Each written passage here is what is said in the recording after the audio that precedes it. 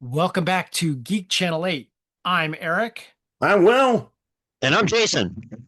This week, the widely known, widely seen, and widely glorified Castle Freak.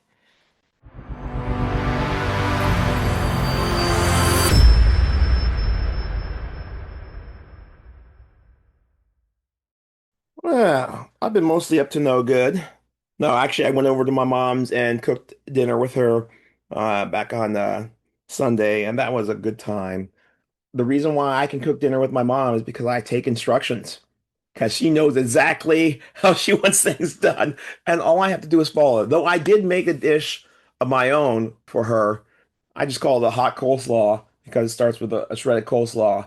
From there, I fry it up. The main flavor notes in that are butter, always one of my favorites, as you know, bagel, everything but the bagel seasoning, and a little bit of hot pepper. Though I like to throw in some umami stuff, so whether it's mushroom umami or even, I use MSG because I ain't afraid. I had some, my sister had some, my mom had some, my dad ate most of it, which was awesome because if he likes it, must have done something right. So that was good times for me. Do you do all the cooking or does your mom do the cooking with you? Um, she'll let me do she'll let me do things. Let's put it that way. She even let me make the rice, which because she's like, oh man, we she has an Instapot, but she hadn't used it before and she wasn't, feeling up for it. And I said, well, we can make the rice in the Instapot. And it'll be real quick. It'll be like half an hour for brown rice. She's like, are you sure? I'm like, yes. So, but like, if like I did not make the fish, and that wasn't going to happen. So she'll let Lisa make the fish, but not me, and that's okay.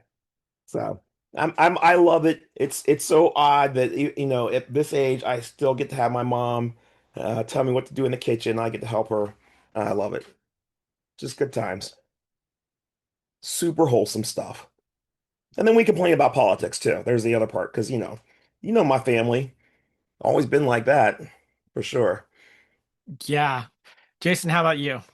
I have a double LP coming out, a compilation record. Oh, Wow. wow. Yeah.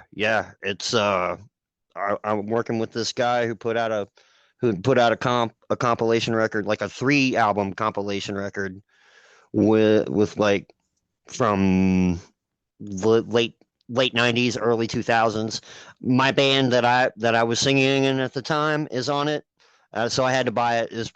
It's a pretty good record. So he and I are putting out this double album comp record that the pre-orders are up now. You go to the Super Satan show on Facebook. You can get it there. First 200 are red, the last 300 are black, and once they're gone, they're gone. I love it, man. Cool. Yeah. But if you don't get it, wait, one more thing. If you don't get it, if you don't buy it, you can stream it for free on Bandcamp. Ah, You'll be able to once it's that's up and pretty punk rock. I well, Oh mean, yeah. giving away for free. well, it's the albums are nice. It's gonna be nice. I mean, it's gonna be a real deal thing. I'm pretty excited about it. All right. Well, I got nothing really to top those stories. Nothing much going on here for me. But let's jump in and talk about this.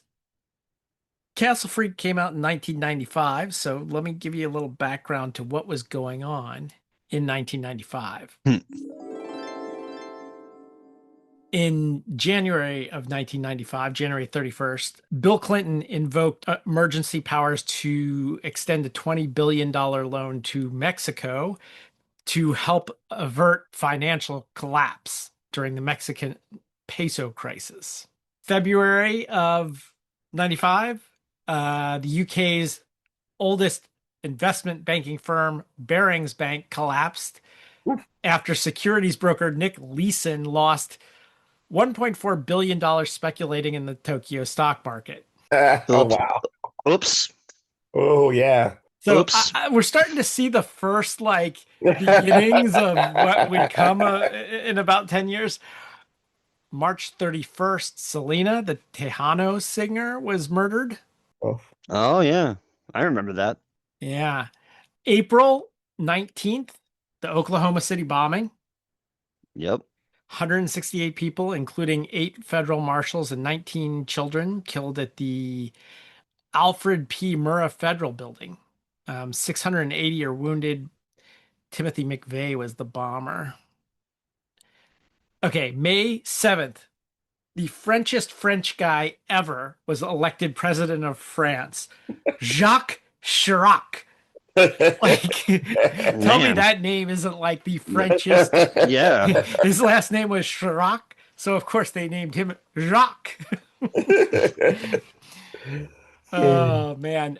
June of 1995, Japanese police rescue 365 hostages who were on board the hijacked Air Nippon Airways Flight 857. The hijacker was armed with a knife and he demanded the release of Shoko Asahara, who was the cult leader of Om Shinrikyo. Oh Like wow. this was the same year that they did their The the bombing at the subway station, subway right? gas attack. Yeah. Yeah. Yeah. I remember that. Wow. July 1st, Iraq disarmament crisis. In response to UNSCOM's evidence, Iraq admits for the first time an offensive biological weapons program but denies weaponization.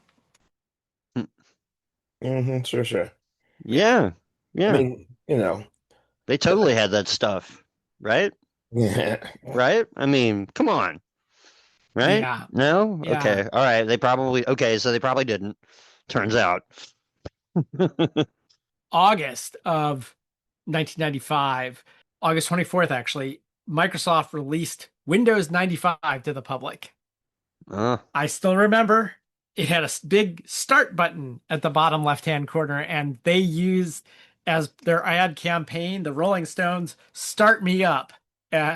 However, nobody bothered to listen to that song because if the lyrics after that are "You make a grown man cry" as funny as yeah. Windows 95 was, Yeah.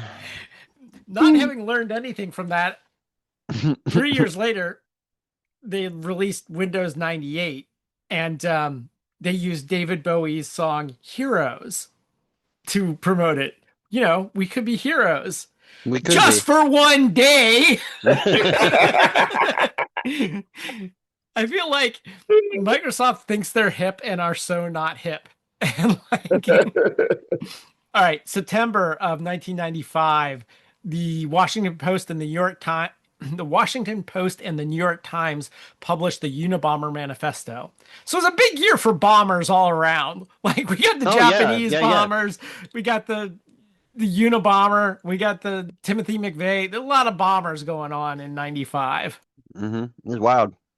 October, the murder trial of O.J. Simpson Wow. is found not guilty of double murder in a criminal trial for the deaths of former wife Nicole Brown Simpson and her friend Ronald Goldman. Hmm. November of 1995, the Dayton Agreement to end the Bosnian War is reached at Wright-Patterson Air Force Base near Dayton, Ohio. And then December of 1995, the lowest ever UK temperature of negative 27.2 Celsius, which is negative 17 Fahrenheit, is recorded at Altanahara in the Scottish Highlands. Seriously? That's the coldest it's ever been there. What? Yeah. What a bunch of damn crybabies. I invite you to the Ohio Valley. I will say it's gotten more than double that cold here. Yeah. Absolutely. Oh no. Imagine taking over the world only to find places that are colder than you tried to get escape from. Yeah. Oh, this is terrible.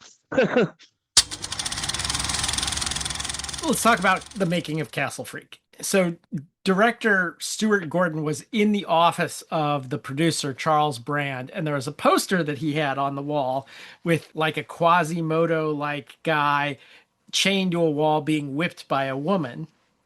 Gordon asked about it, and Band said, "Well, that's Castle, and there's a freak."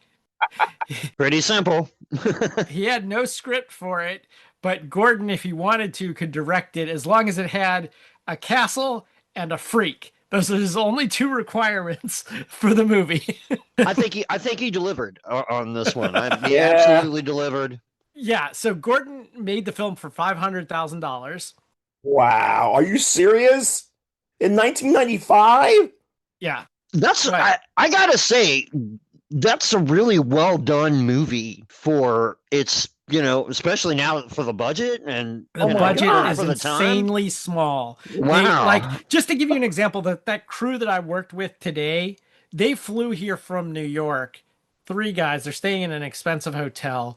They fly back at the end of the week, and then a week passes, and another week from now, they will fly back here, all three of them, work for a week, staying in the like a five-star hotel, and fly back. Okay, Yeah. just those three guys and their plane tickets and their hotel would Wow. take up a good chunk of that movie's budget. You know? Hey, you know what, Eric? That makes me think, oh my gosh, how much cheaper is studio time where you are than in New York? They're like, Yeah, oh, clearly it's Well, they're the people that they're shooting are here. That's why they're coming here. But okay. but whatever the case is, 6 months from deciding to shoot this, they were already shooting it. Wow. The reason he agreed to do it because he was beyond this in budgets at this point. Someone asked him, and he said that he could release it without a rating. He would be given final cut on the film, and he had the ability to cast whoever he wanted. He said, even though the budget was tiny, I had complete control. So that's why he did it. Yeah. Wow. He's known for doing Lovecraft adaptations. Like he did Dagon, I think, and he did The oh, Reanimator, and okay. he did From Beyond. And so this isn't officially a Lovecraft story, but he said that both he and the screenwriter Dennis Paoli took influence from the Lovecraft story The Outsider, which I can Mm. totally see if you've ever read that story. So basically it's kind of unofficially a Lovecraft story.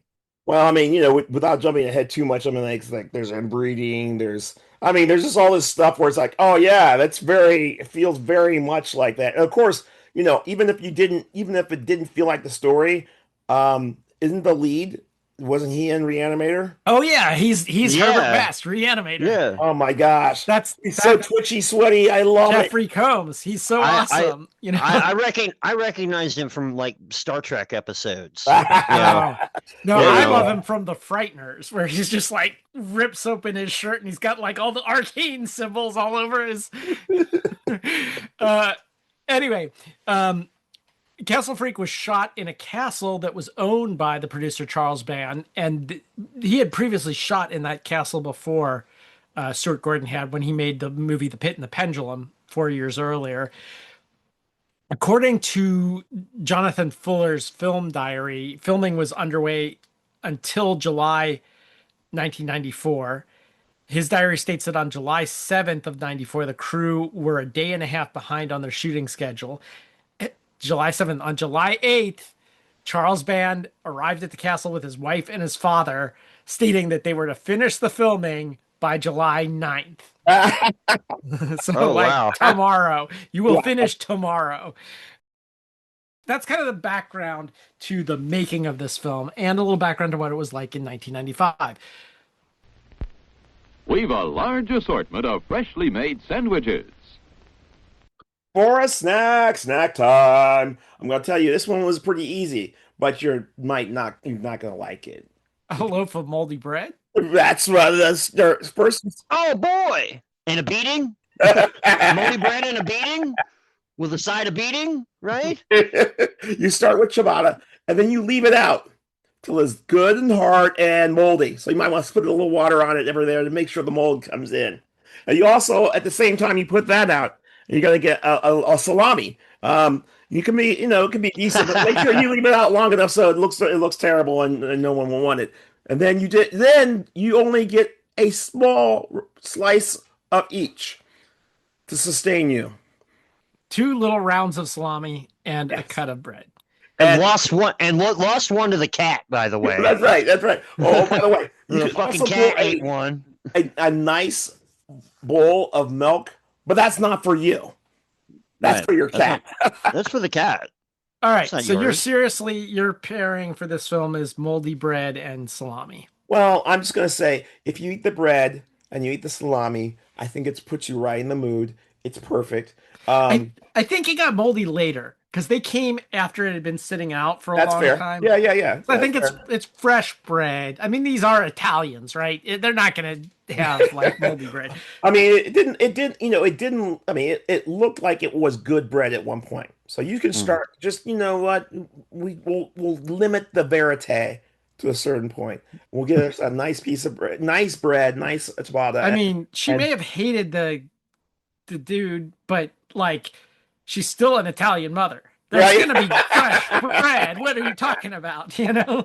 But yeah, that's what I would recommend. It's just goes, it's so natural.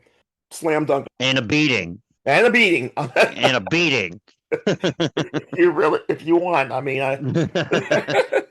It'll put you in the mood for the movie. I'm just saying. I mean, honestly, I could have said cat, but We'll get there.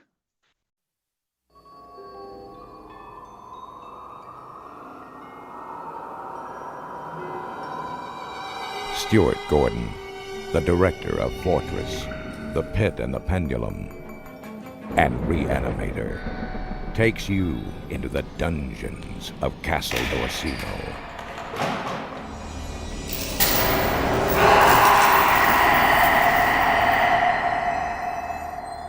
Now an American family Welcome to Castle Riley, lady.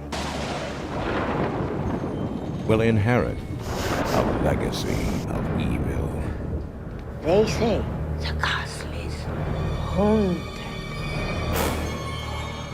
And a master of modern horror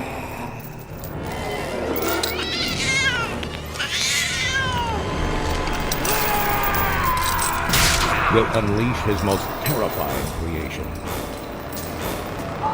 Stuart Gordon's Castle Freak.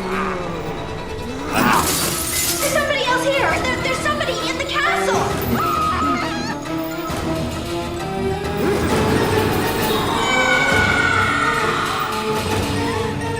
We want you to search the castle.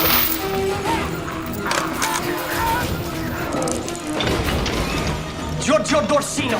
He was never buried. She kept him alive. He's here somewhere in the castle.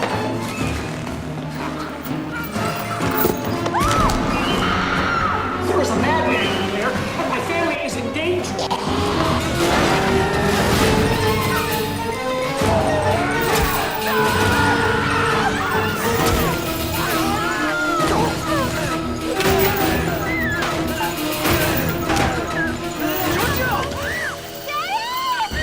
Reanimators Jeffrey Combs and Barbara Crampton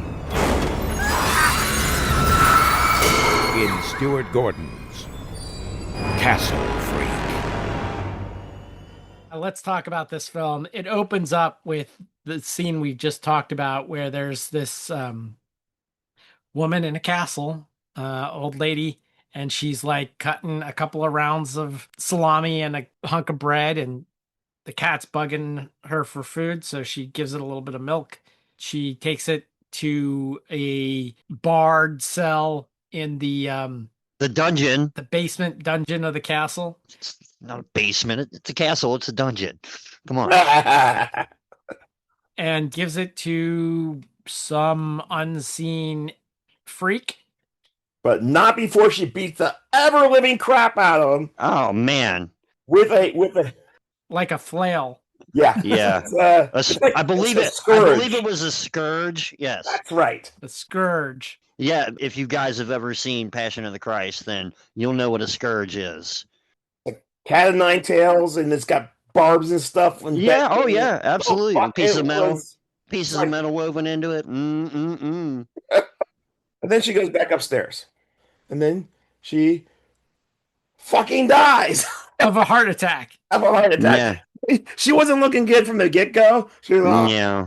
but like then she dies, and it's like, oh wow, that she shouldn't have really gone to that hard on the beating, though. You know, I mean, she's I getting older. mean, You Yeah. know, we're getting in the moment. You know. So one thing that I'm going to talk about as we talk about this film is it a Frankenstein? Does it fit our genre? Now, I will say we've seen even in like black and white Frankensteins the beating. You know, oh yeah, the original James Whale Frankenstein where the assistant Fritz or whatever beats the monster. Okay. So we got that, and it's usually like some kind of cat o' nine tails or a scourge or yeah. whatever. There's always somebody who. Usually, there's somebody who wants to torture the monster. Whatever. So we got that, check. We got a castle, check. Hmm. Now the executor welcomes a family. This is Jeffrey Combs. Him and his wife and blind daughter show up at the castle where they meet the creepy housekeeper. Check. Yeah. Check. Yeah. Yep. Yeah. Yeah. So Okay. All right. not quite magenta, but yeah. We're checking off some boxes here. We So are. we're going to have to see as we go along here. It slowly comes out that the dad had a drinking problem or whatever, but has been sober. He got into a car wreck. Yeah. Car crash. The youngest son died, Yeah. and the daughter was blinded by it. And this is a huge issue between him and his wife. Anyway, they've inherited this castle because they are the closest living relatives, being the nephew, I think, of the Duchess. Mhm. Yeah, they're there spending the night in the castle while they decide how they're going to liquidate this stuff. Oh yeah, and our creepy housekeeper gives her a cryptic warning, which is you sell everything and then you leave. And like, yeah, that's the plan. It's like, no, you sell everything and then you leave. It's like, okay. Yeah. So, if you ever inherit a castle and there's already creepy attendants that live there, and they tell you Weirdos already living there. yeah, it might be Whatever. wise to listen to them when they tell you to sell the place. Bah. Leave. Whatever. Buckle up, buckle up, buddies. You're about to meet the bigger weirdo. So yeah, this freak manages to escape by like breaking off one of his fingers and Yeah, getting Right. Oh, wow. Yeah. Yeah. The effects in this movie were really good for especially for the budget. I mean, oh my God, yeah. for the budget. Now that you tell me that, I guess he was pretty desperate, but I don't know.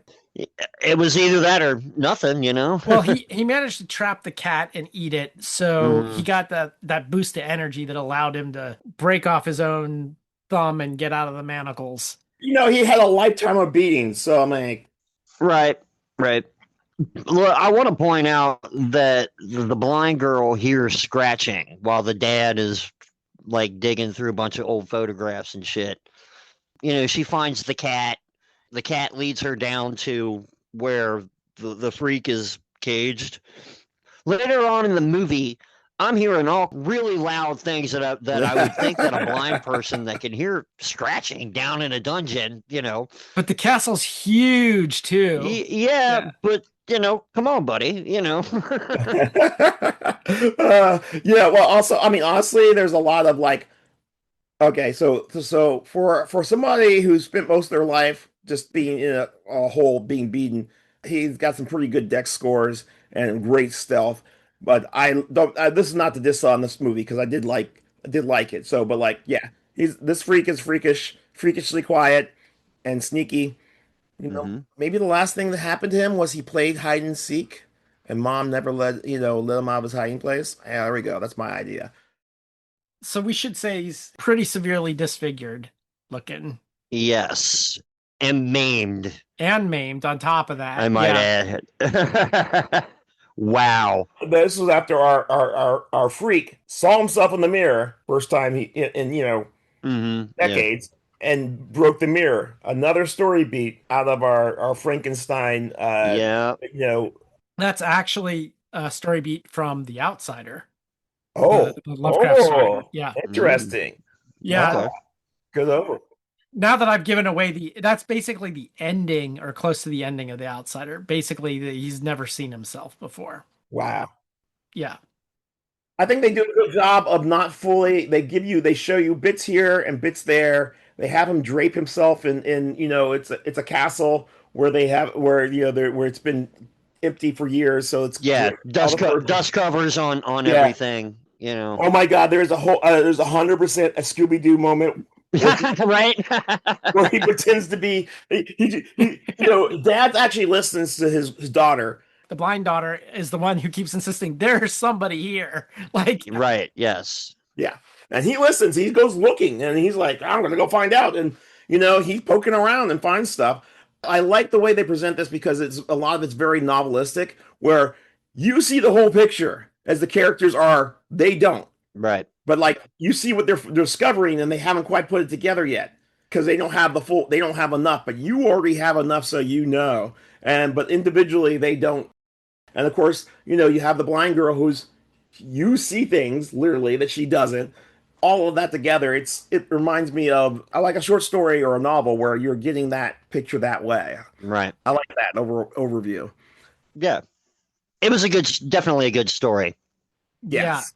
Because he listened to his daughter and went looking for stuff, looking, investigating. He finds where it looks like some might have been in there. He didn't really find enough to really figure it out. But he goes to the next room and he finds where it's a crypt, right? It's a family crypt, and yeah.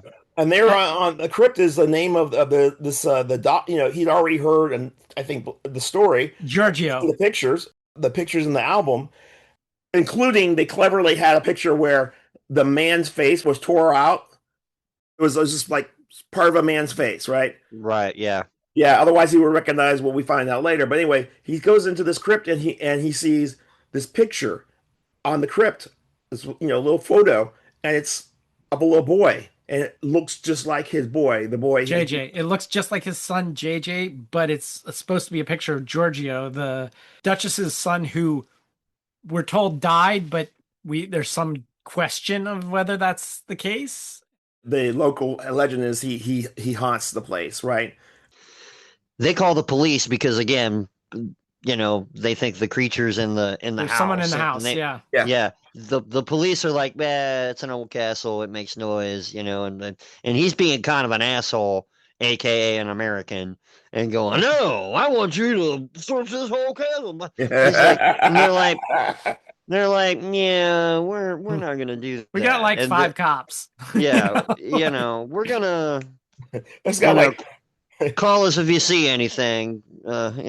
Ciao Bella. And of course, he's like, "Oh my God!" And he goes and drags his wife downstairs. You gotta see this, because he has a huge amount of guilt because he's responsible for his son's death. And he has this hope about this, and she's like listening. She's sympathetic at first, and then she hugs him. He kind of tried to kiss on her, and she's made it very clear earlier.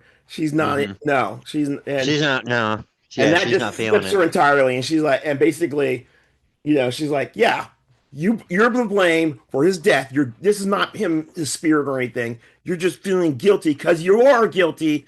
She goes on and is like, well, so what? What are so what's left? Are you just gonna punish me for the rest of, yes, because God didn't. And I'm like, whoa. Yeah. Hard. But like, yeah, you're not wrong, because baby. God didn't. So is there a parallel here? Just getting punished forever? Yeah. Like, yeah. Okay. Yeah. Okay. Yeah. Yes. Very clever. Okay, but like he runs away from her. He runs to the top of the castle, and he's about to jump. He's ready to jump off. Yeah. End it all. And I'm just thinking, like, you dick. You have a daughter. you asshole. But he doesn't do that.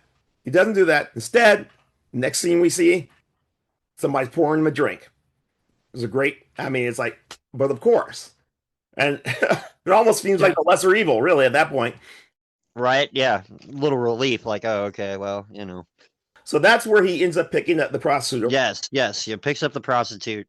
And I'm going to say, she was ridiculously attractive. Not even, I'm like, this is... Oh, yeah, it's pretty awesome.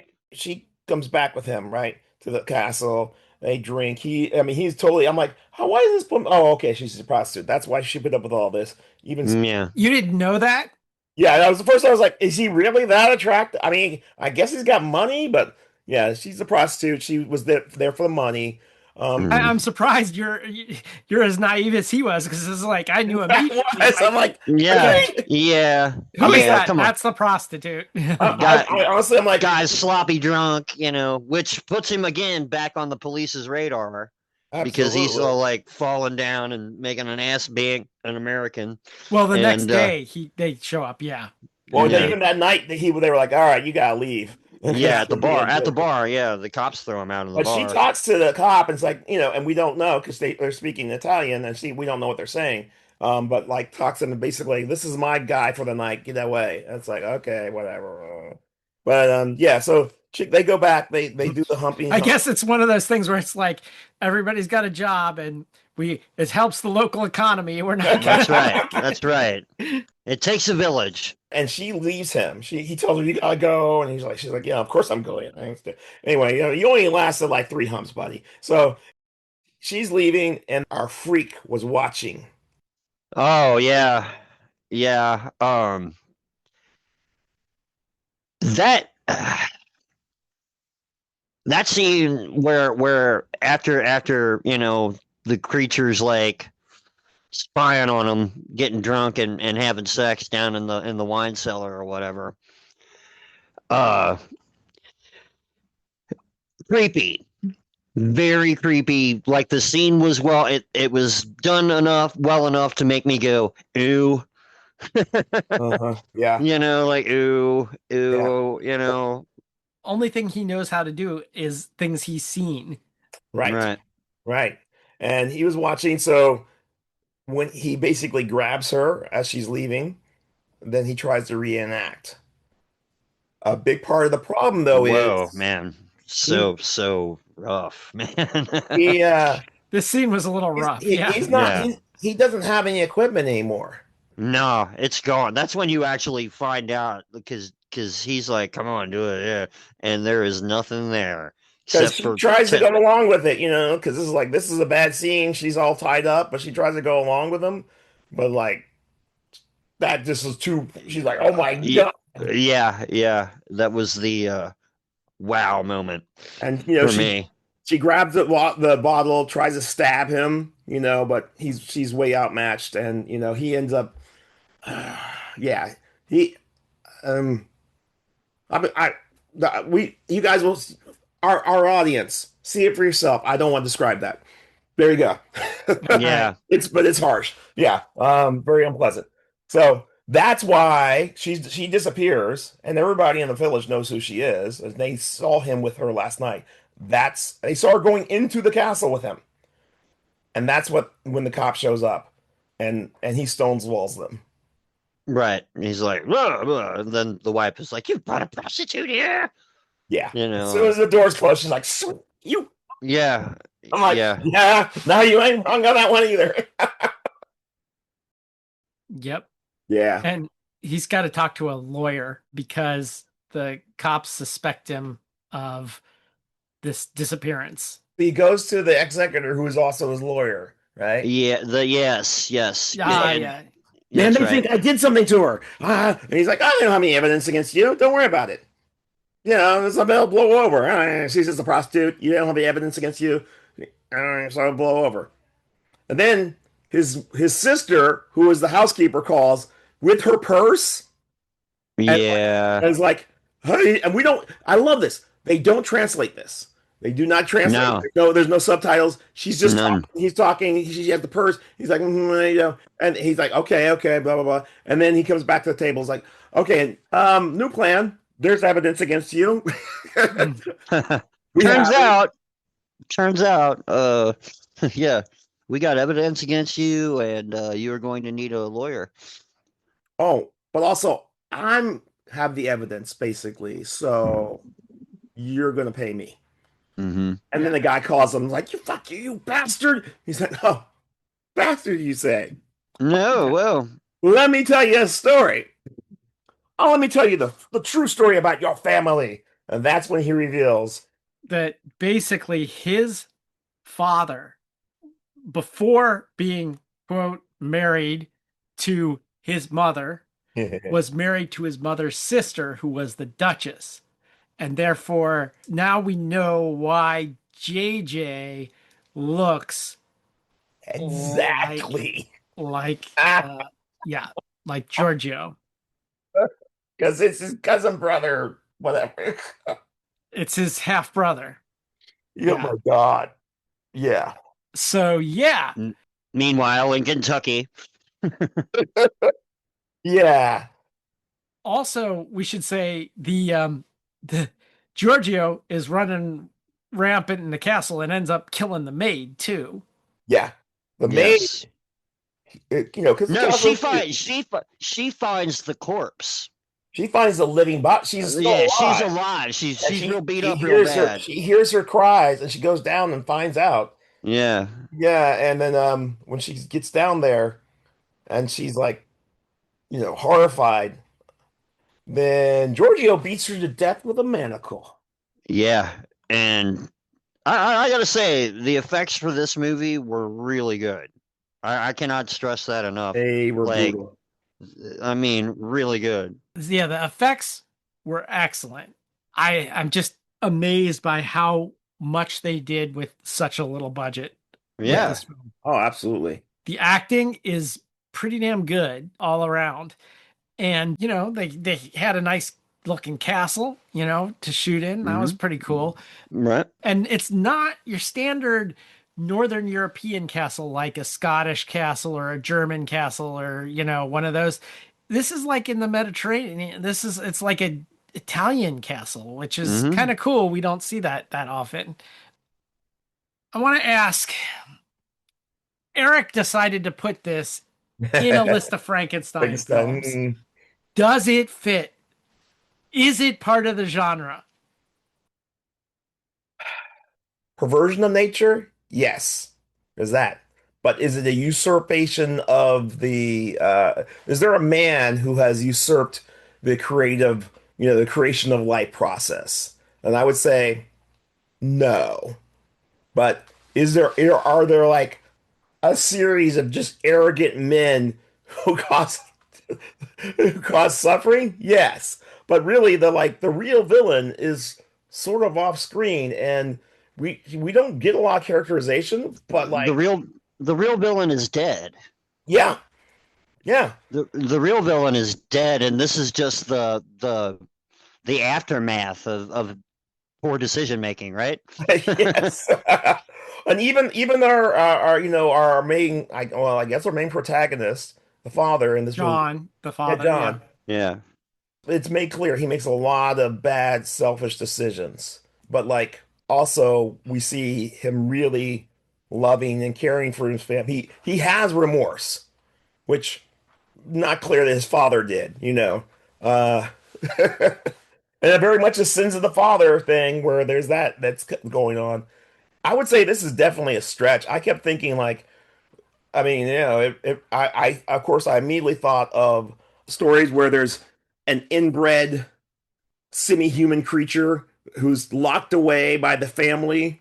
That there's that kind of thing. I got that feeling. I got a little Toxic Avenger going. I mean, it was just like there's a lot here, but I'm going to say it's standing just outside the bonds of definitely outside the bonds of a proper Frankenstein movie. There's no creation scene. There's no sign of a creation. We know well, okay, there's definitely the signs of a creation, and it is horrific. Yeah. It's Yeah. That would horrific. have been that probably would have changed the rating of the movie if they'd have showed that. Well, I You mean, know. it was bad enough off screen as much as it was. It was pretty horrific all the way around. Yeah. Absolutely.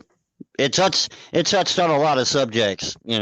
Yes. I look at, if you have a circle that's Frankenstein genre films, Hmm. right?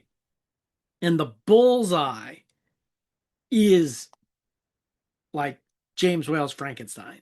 Yeah. That's right in that bullseye. And the Bride of Frankenstein. Those are like right in the bullseye. And then everything outside the circle is definitely not Frankenstein. for me, this is in that circle, but way out at the perimeter Just somewhere. on the edge. That's Just where on it the edge. resides for me, but still within the circle. Okay. What about you, Jason? I I have to agree with Will. You know, it didn't hit all the big Frankenstein points, but it certainly had a lot of them in there.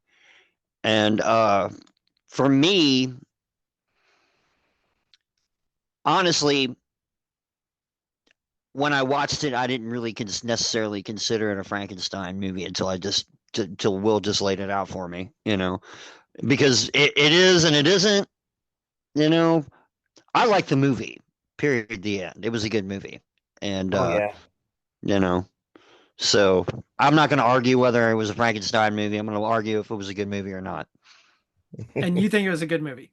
Absolutely, absolutely. This was a great movie. And Will, you think this was a good movie? Oh, it was a very good movie. Yeah. Yeah, And it was. I It thought it was a was. good movie. Now, what does that say? That this was like not a Hollywood film. This was it went straight to video, had no theatrical release. Does this mean there's quality stuff that went straight to video? Oh, no Yeah. doubt. No doubt. I mean, Did you did you see Father's Day from that Troma put out? ooh, I didn't oh, see that. That's No. actually really good. It's really good. Like it's still on that Troma level where it's the gore is campy, but yeah. when you kind of step back and look at the story itself, it's pretty cool. Pretty cool. Cool. I think the thing about it with any of these with any kind of media when you especially when you first comes out there a new media that's cheaper than you can we're gonna like there's a black and white comic book renaissance. We're gonna suddenly there's just flooded with creativity of people who could not get a comic book made before. You know, Hmm. the revolution of being able to make your own tapes. There it may sound crappy, but you get your music out there, right? Uh, Sure. and of course, El Mariachi, you know, Yeah. Uh, Well, I think that there's an aspect to this of like if you have someone who's talented, like Stuart Gordon, who is talented, yeah, and you're like, okay, here's some money. It's not a lot of money. Here's some money, and there's almost and I have a castle you can use, and beyond that, For a day and a half. there's like there's almost no other rules, right? yeah, It's like, all right, my rule is you have to have a castle and a freak. Whatever else you do is up to you.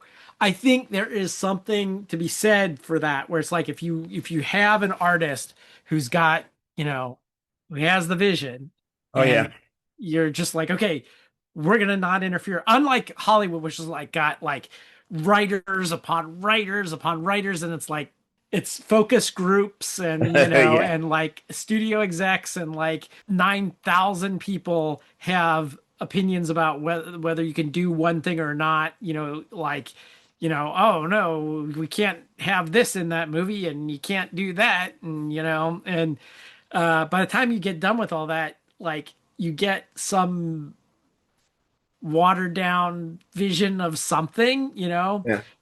instead of a okay, castle freak, got it. I'm gonna go.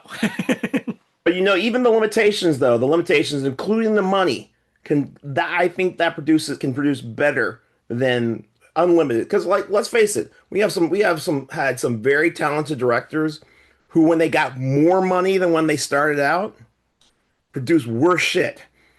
Because now there's two things. No one can tell them they're no, and there's no limit to how badly they can fuck up because they can spend bazillion dollars doing it. And it's like, Mm. why? Star Wars is not better for having like Yeah. this 3D animated jar crap put into it. It's not. The only reason it wasn't put in the first place is because they couldn't make it work, and it's better I, for I Will, I can hear your temples throbbing right now. you. You're like, Well, oh God, why? Okay, for real though, like this is like one of my this is I've had falling out with religion before, but like, when I left, the first prequel, and I was like, Oh God, we're not gonna talk I, about you're Star right, you're Wars. right, All right, right. That's my religious trauma. I don't need to bring it up again. That's right. I feel you, that's dog. it. I feel you. That's like bringing up Hitler in an argument. It's over. All right, like you bring up Yeah. on this show, you bring up Star Wars. It's like, all right, Nope. it's over. We're done. So We're done. I want to remind you that we have a Facebook page if you want to talk about this further. Obviously, got to plug this upcoming double album. Hell yeah. Tell them again where they can get it. You can look up Totally Radums on Bandcamp right now, where the pre-orders are up for a double LP album, 20 bands, some of my show's best stuff, like the bands that had come onto the show. Are they recordings from the show, or are they recordings, studio recordings? No, studio recordings, buddy. Some of my early recordings are pretty rough, dude. They're just like on a cell phone. Like, subscribe, rate, review, all that stuff. Download on your buddy's computer, download on your friend's phone. Text it to your aunts, your uncles. Who Yeah. knows? Just throw it out there. They might be like, "What the hell is this?" And they'll click on it because they do that. Yeah. Until next time, this is Eric. This is Will. I'm Jason. Signing off.